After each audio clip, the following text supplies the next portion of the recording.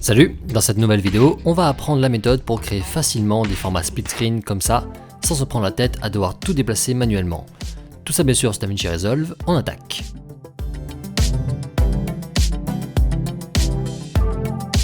Ok, on se retrouve sur le logiciel. J'ai ici 3 plans importés dans le projet. On va par exemple construire un split screen comme ça, avec 3 vidéos en vertical à côté. Première étape, on dépose nos 3 clips dans la timeline les uns au-dessus des autres. Ici, chose importante, assurez-vous bien que vos clips fassent la même durée et qu'ils soient tous dans le même format, Full HD 16:9 dans mon exemple.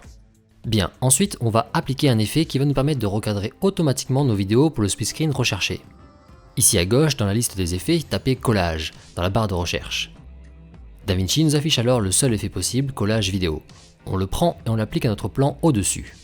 Hop, tu vois que pour l'instant ça nous affiche des petites vignettes à l'image, avec le plan en dessous. Eh bien on va paramétrer tout ça pour créer notre split screen.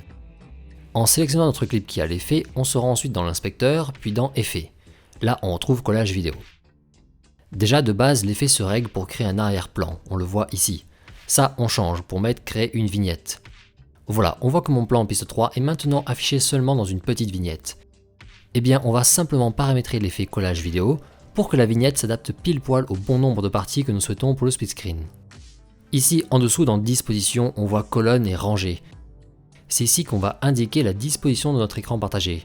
Dans mon exemple on aura donc 3 colonnes et une seule rangée. Donc j'indique ça sur le logiciel, 3 colonnes, une rangée. Vous voyez que DaVinci adapte la vignette en fonction. Alors de base l'effet applique des marges et des coins arrondis, ce qui fait que là mon plan n'occupe pas d'emblée un tiers de l'image. Eh bien les marges et les coins arrondis, il suffit de les dégager. Ici dans arrondi, passez la valeur à 0. Et hop, les coins sont maintenant bien droits. Puis descend en dessous dans marge et espacement.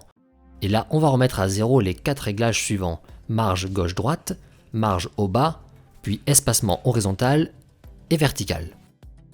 Et là, voilà, ton plan occupe à présent pile la bonne place. Il n'y a plus maintenant qu'à copier cet effet aux 2 autres plans en dessous. Dans ta timeline, fais un copier sur ton plan qui a l'effet. Puis sélectionne les 2 autres qui sont en dessous et fais un clic droit sur l'un d'entre eux. Là, on va faire coller les attributs. DaVinci t'ouvre alors une nouvelle fenêtre. Ici, tu coches attributs vidéo, ils passent tous en actif, et tu fais appliquer en bas. Voilà, l'effet est copié et tes 2 plans disparaissent à l'image car ils sont maintenant placés pile au même endroit que le plan au-dessus, donc on ne les voit plus. Et bien pour finir, je vais juste indiquer à DaVinci que tel plan, je le souhaite au milieu et tel autre à droite. Je clique sur l'un des 2 plans, puis je retourne dans l'inspecteur, puis Effet. Et là, au lieu d'afficher l'onglet global ici, j'affiche l'onglet vignette. Ici, tu as le réglage vignette active. Au lieu de til 1, si tu veux que ton plan se place au milieu par exemple, eh bien tu n'as qu'à choisir til 2. Hop, tu vois, il apparaît au milieu. Et il est redimensionné parfaitement, il occupe lui aussi un tiers parfait de l'image dans mon exemple. Ensuite, eh bien je sélectionne le 3e plan et je fais pareil pour le mettre en position 3 tout à droite ici. Et voilà, ton split screen s'est construit automatiquement, tu n'as pas eu besoin de tout déplacer manuellement avec précision et calcul mathématique.